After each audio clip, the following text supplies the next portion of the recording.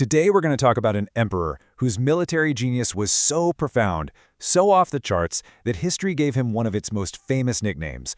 But as you're about to see, that nickname, it might not even begin to cover the full story. Think about this for a second. What if a conqueror's greatest strength was mercy? It sounds like a total contradiction, right?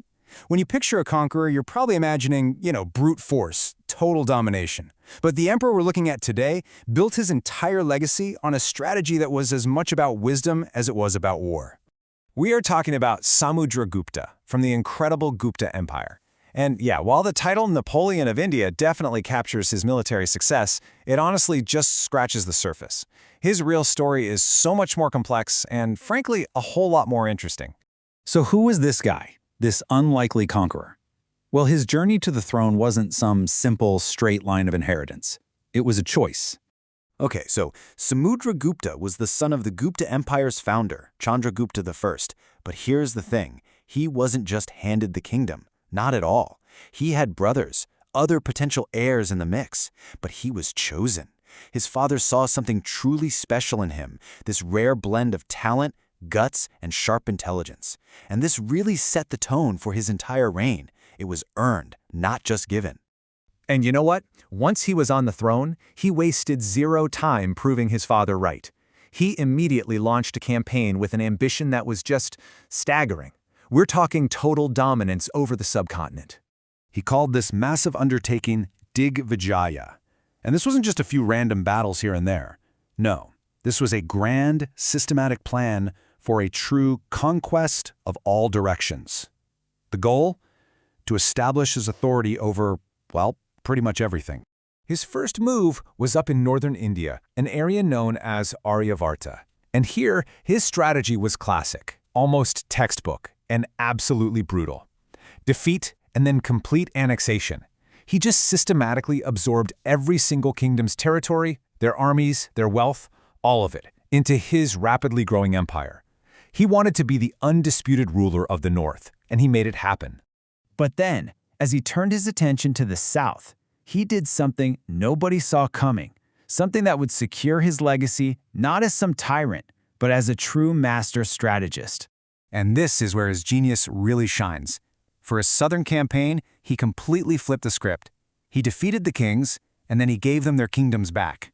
Can you believe that? He turned them into tributaries.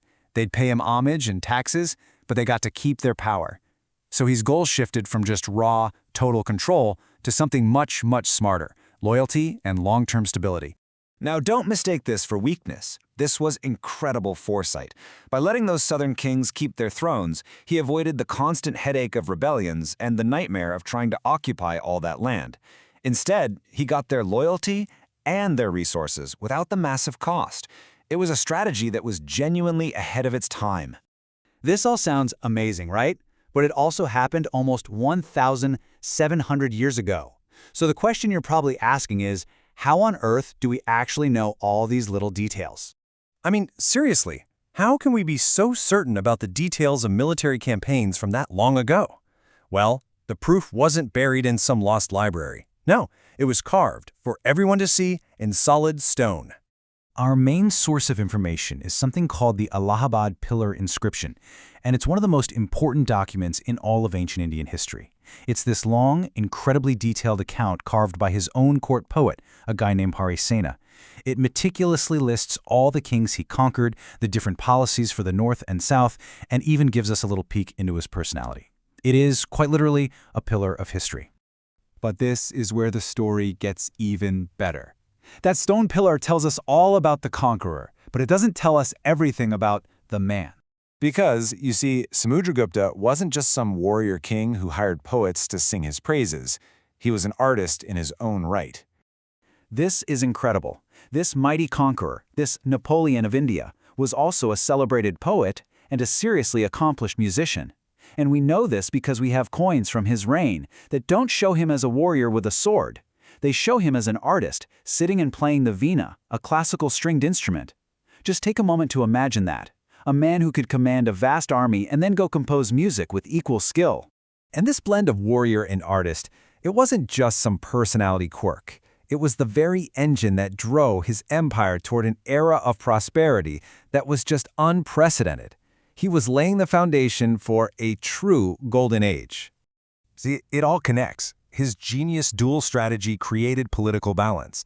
That stability then fueled incredible economic prosperity, which we can actually see in the super high-quality gold coins he issued. And those coins weren't just money, they were little works of art, reflecting a level of cultural excellence that just defined his reign. He wasn't just conquering, he was building the foundation for India's golden age. It is so rare in history to find a leader who truly embodies all three of these things. Samudragupta wasn't just a king who liked art, he was an artist. He wasn't just a fighter, he was a brilliant strategist. And because of this completely unique blend of skills, his reign was so much more than just a series of conquests. It was the crucial turning point that really consolidated the Gupta Empire and set the stage for centuries of amazing scientific, artistic, and cultural achievements. Which, brings us right back to where we started. Comparing him to Napoleon definitely gets the military genius part right. But does it really capture the poet, the musician, the brilliant strategist who understood that mercy could be just as powerful as a sword? Maybe, just maybe, the Napoleon of India is too small a title. Perhaps Samudragupta was in a category all his own.